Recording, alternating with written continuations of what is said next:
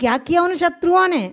मारने का मन बना लिया, भाव हिंसा कर ली। द्रव्य हिंसा का जब नंबर आया तो देवताओं ने आकर के उनको जड़ कर दिया, कीलित कर दिया। जिसने गुरु की आज्ञा मानी है उसकी देवताओं ने रक्षा की है, और जिसने गुरु की आज्ञा नहीं मानी वो देवताओं के द्वारा छला गया है, अपने भाग्य के द्वारा कुचला गया है। हम इस बात को बहुत अच्छी तरह से समझ लें। अनपढ़ भी तर जाते हैं, अनपढ़ भी तर जाते हैं, और पढ़े लिखे भी मंजिल को प्राप्त कर लेते हैं। लेकिन समस्या तो उनकी है जो ज़्यादा पढ़ लिख जाते हैं और गुरुओं को समझाते हैं।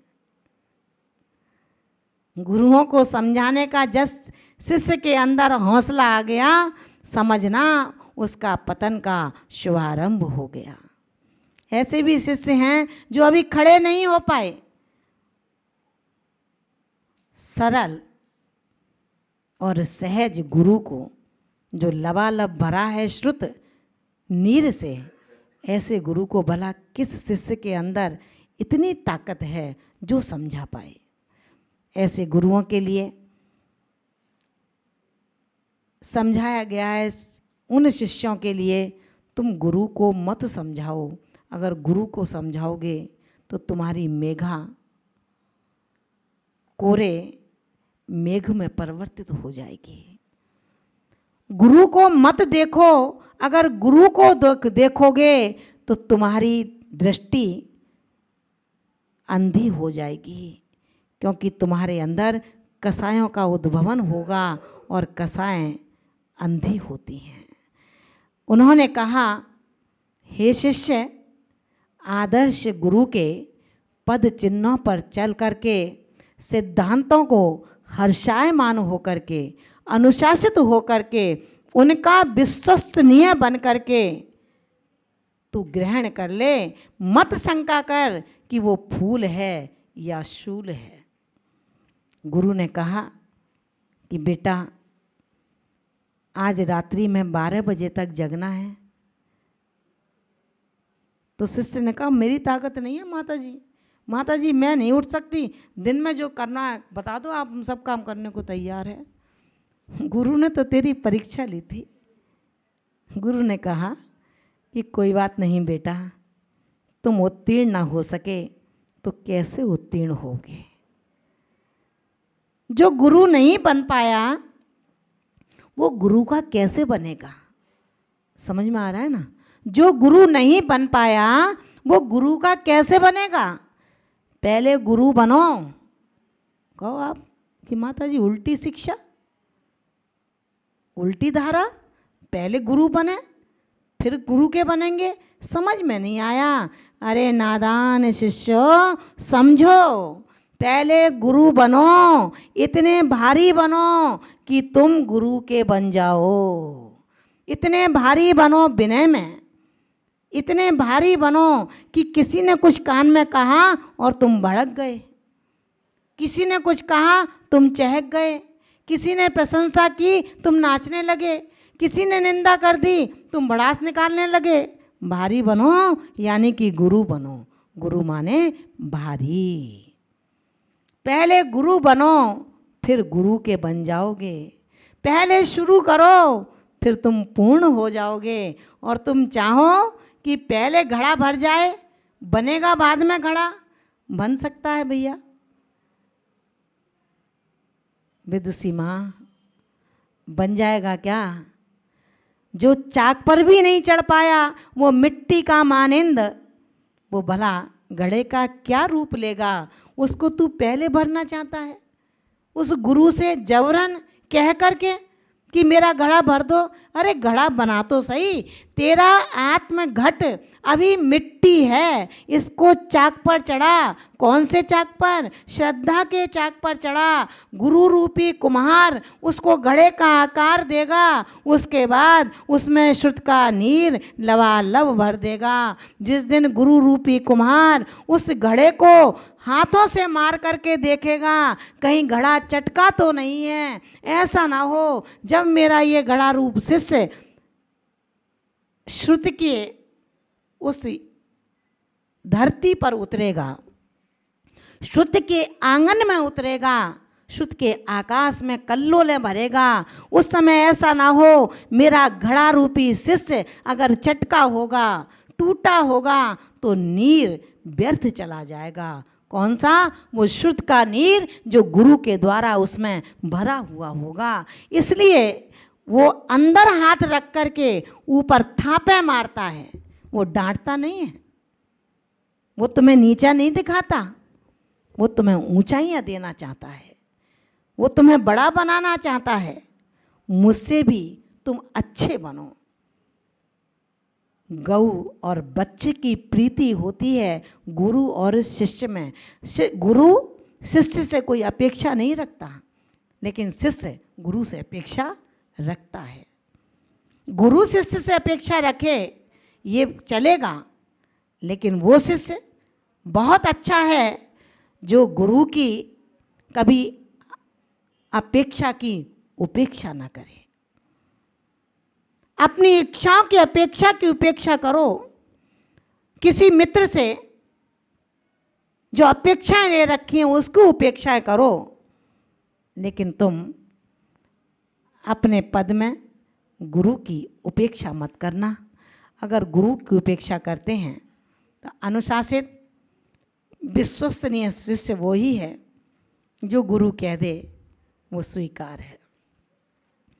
गुरु ने कहा, बेटा ये प्याले में जल रखा है, आज बिकशमती जी आपको पीना है। हाँ, बिकशमती ने कहा, माता जी सिर दर्द सही हो जाएगा क्या इससे? उन्होंने कहा, इतना ही श्रद्धा नहीं है, तुमने प्रश्न कर लिया। प्रश्न नहीं करना चाहिए, जब गुरु कहे सो कर देना चाहिए। ग्रीष्म काल की उग्र तपन में मध्याह्नकालीन सूर्य जब युवा की दहलीज को पार कर रहा होता है, लोग त्राही त्राही मचाते हैं, बिना शीतलता के ठहर नहीं पाते, शीतल किरणों की खोज करते हैं।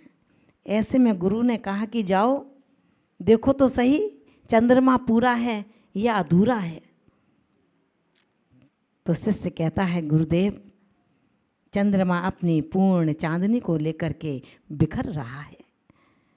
गुरु समझ लेते हैं अब शिष्य के अंदर परिपक्वता की पूर्णता हो चुकी है।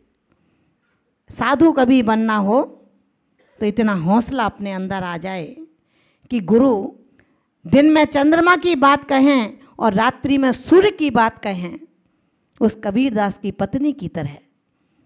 जब एक श्रावक उनसे पूछने गया कि क्या करना चाहिए, संत जीवन स्वीकार कर लेना चाहिए या गृहस्थ धर्म में आगे बढ़ जाना चाहिए, तो उन्होंने कहा कि ठीक है बताता हूँ। उसने अपनी पत्नी को आवाज़ लगाई कि अरे भाई एक लालटेन जला कर के ले आओ और मेरे पास ला कर के रख दो। पत्नी गई और लालटेन ला कर के रख दी। उसके बाद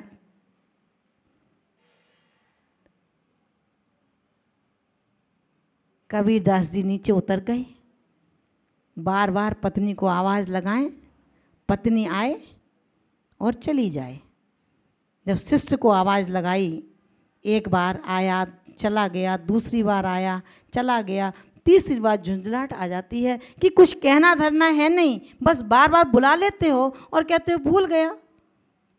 कबीरदास जी कहते हैं, अरे शिष्य तुझे तेरे प्रश्न का उत्तर मिल चुका है।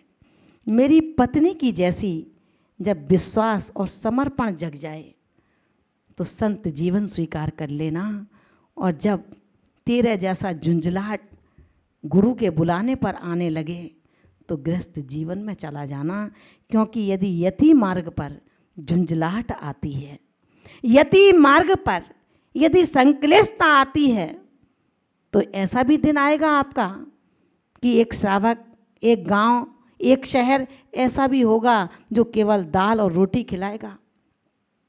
तुझे वो भी प्रेम से स्वीकार करनी होगी। और एक समय ऐसा आएगा तू चक्रवर्ती के भवन में आहार कर रहा होगा, तो उसको भी पचाने की शक्ति तुझे रखनी होगी। उसमें फूलना मत, और जहाँ कुछ नहीं मिला उसमें संक्लेशित मत होना। जिस दिन ये साम्यता तेरे जीवन में आ जाए, बस सौम्य जीवन, साम्य जीवन सज्जन का जीवन होता है, साधु का जीवन होता है। उस साधु के जीवन को मुझे साधुता की परंपरा में पालन करना है। जो गुरु ने परंपरा दी है, जो आचार्यों ने हमें परंपरा दी है, वो चाहे आचार्य दक्षिण वालों की परंपरा हो, चाहे आचार्य छाणी वालों की परंपरा हो, चाहे आचार्य अंकलीकर परंपरा हो, अपने को तीनों परंपराएं मान्य होनी चाहिए। क्योंकि जिस घर का जो दस्तूर होता है, वो परिवार, वो परिजन उसी परंपरा का निर्वाह करते हैं। जिनके आचार्यों के जो शिष्य हैं उस परंपरा का पालन करते हैं। हमें दूसरी परंपरा में कभी उंगली नहीं उठानी चाहिए, क्योंकि सब अपने अपने घर के मालिक होते हैं। सबके अपने अपने माता पिता जुदा जुदा होते हैं। उनके माता पिता में, उनके परंपरा में, उनकी पीढ़ियों में जो होता आया है, उसके परिवारीजन उसका पालन करेंगे। इसी तरह जो साधु परंपरा आज वर्तमान में इस श्रवण संस्कृति की 3 धाराएं चल रही हैं, उन तीनों धाराओं में जो अक्षुण्ण परंपरा निर्वाहक हैं, चाहे वो परंपरा निर्वाहक आचार्य वर्धमान सागर जी, जो दक्षिण परंपरा का निर्वाह बड़ी बेखूबी से कर रहे हैं, जिनके अंदर समता है, जिनके अंदर सरलता है, जिनके अंदर वात्सल्यता का गहन पुट देखने में आता है। उन्होंने शांत सागर महाराज की उस परंपरा को अक्षुण्णता, जीवंतता प्रदान की है। ऐसे उन आचार्य के लिए भी मैं नतमस्तक होती हूँ। बात आती है जब आचार्य शांत सागर दक्षिण परंपरा की, तो उनके लिए भी मेरा ये मस्तक श्रद्धा से झुक जाता है, जिन्होंने सागौत की धरती पर, उन सागौत की धरती पर जब आचार्य विमल सागर जी महाराज, जो शांत सागर जी की परंपरा के थे, उनकी सेवा करके अंतिम समय में उनके चरणों में रह करके उनके पद को प्राप्त किया, ऐसे आचार्य गुरुदेव निर्मल सागर जी महाराज भी इस परंपरा का, आचार्य शांत सागर छाणी परंपरा का अक्षुण्णता से पालन कर रहे हैं। अगर अंकलीकर परंपरा को देखें, उन गुरु महाराज का स्मरण करते हुए ये नेत्र नम हो जाते हैं कि कहाँ चले गए मेरे वो गुरु, जिनके अंदर क्या नहीं था, सब कुछ तो था उनके अंदर। गुरु के प्रति गहन आस्था जिसे लोगों ने मखौल समझ लिया, ऐसे गुरु की गहन आस्था मेरे मंत्र प्रदाता आचार्य गुरुदेव आचार्य सन्मत सागर जी महाराज, तपस्वी सम्राट के रूप में जो जगती को प्रसिद्धि दे गए, उन आचार्य महाराज आज देह से हमारे बीच में नहीं हैं, लेकिन उनका देही आज भी अपनी दृष्टि हम सबके ऊपर रखे है। उस परंपरा का उन्होंने बहुत अच्छे से पालन किया और वर्तमान में आचार्य सुनील सागर जी महाराज उनकी परंपरा का निर्वाह कर रहे हैं। प्रभु उनको भी वो शक्ति दे जो तपस्वी सम्राट के अंदर थी। वात्सल्य की नियति उनके अंदर भी कूट कूट कर भर दे। इन्हीं भावनाओं से हमें गुरु परंपरा का कैसे पालन करना है, कैसे आचार्य वर्धमान सागर जी कर रहे हैं, क्या अच्छा करते हैं, क्या बुरा करते हैं, ये हम लोगों का हेडक नहीं होना चाहिए। उनकी परंपरा का वो जानें, अपनी परंपरा का आप जानो। एक दूसरे को संभालने का कार्य अपना नहीं है, सबसे पहले हम संभलें तो दुनिया अपने आप संभल जाएगी।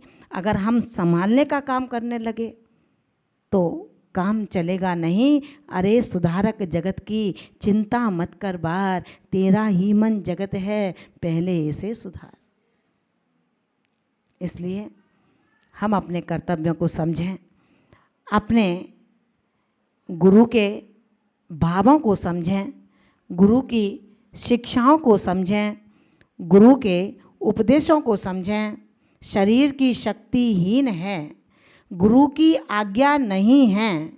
गुरु की आज्ञा के विरुद्ध चलना, तपस्या करते हुए भी अपने आत्म परिणामों का विघात करना है, अपने आत्म परिणामों को छलना है, अपनी अनुशासन से विहीनता दिखाना है। अगर हम इन अहंकारों में डूब करके चलेंगे कि मैं बहुत अच्छा कर रहा हूँ, मेरे कारण मेरे पुण्य का काल है, लोग कुछ कह नहीं पाते, तो शायद ये दंभ है और कुछ नहीं है। एक गुरु की चुप्पी उसकी कायरता की पहचान नहीं है, उसके कमजोरी की पहचान नहीं है। ध्यान रखना हे शिष्य साधको, अगर गुरु चुप है, मौन है, तो समझना उसकी क्षमा, उत्तम क्षमा का द्वार उसने अपने लिए सदैव सदैव के लिए खोल दिया है। इसलिए दंसण पाहुड़ में आचार्य कुंद कुंद भगवंत ने कहा है, गुणहीन चाहे श्रमण हो और चाहे श्रावक हो। आप सबने पढ़ा होगा, स्वाध्याय चल रहा है संघ में इस समय। तो दंसण पाहुड़ में कहा है, लाइन आई थी कि गुणहीन चाहे श्रमण हो और चाहे श्रावक हो, दोनों ही जिन शासन में पूजा के योग्य नहीं हैं। हमें ऐसे श्रमण और श्रावक का कोई व्यवहार नहीं रखना चाहिए। ऐसा मैं नहीं कह रही हूँ, आचार्य कुंद कुंद स्वामी कहते हैं, जिनकी हम सभी बलिहारी हैं। ऐसा उन्होंने कहा है। अपने कसायिक परिणामों से अनुभव लो, अपने कसायिक भावों से अनुभव लो कि मैं गुरु की आज्ञा से विहीन चल रहा हूँ। आपके परिणाम बता देंगे, किसी को बताने की ज़रूरत नहीं है। और ज़्यादा ही उद्दंड शिष्य हो गया तो सामने ही दिखता है, ना स्वाध्याय में आना होता है, ना क्लासेज अटेंड करना होता है, मनमानी क्रियाएं जिसकी चल रही हों, संग में रहता है। ये तो गुरु की सरलता है, जो कुछ कह नहीं पा रहा है, वो सरल गुरु है। उस गुरु की सरलता का हम दुरुपयोग ना करें। हे शिष्य, कहीं तेरे दुरुपयोग का काल तो नहीं आ गया, इसका अन्वेषण कर लेना। बस ये ही गुरु की उपासना है, भक्ति है और अनुशासन है।